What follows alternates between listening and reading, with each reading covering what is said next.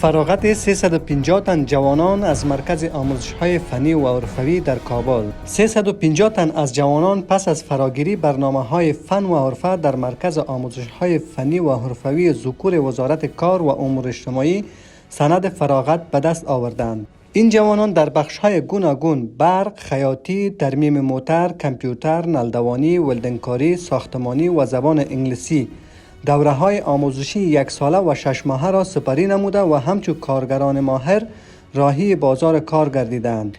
الحاج مولوی محمد زاهد احمدزی معین امور کار افزون بر ابراز خجست‌آباد به فارغان گفت کارگران ماهر کسانی اند که جامعه و بازار کار به آنان نیاز جدی داشته و وزارت کار و امور اجتماعی متعهد است که در آموزش آنان تلاش بیشتر نماید برای این که از سوی کیفیت کار و تولید بلند می رود و از سوی دیگر سطح بیکاری در جامعه کاهش می یابد. گفتنی است در 9 ماه پیشین در حدود 34,000 تن از جوانان از بخش‌های فنی و حرفوی وزارت کار و امور اجتماعی فارغ گردیده اند.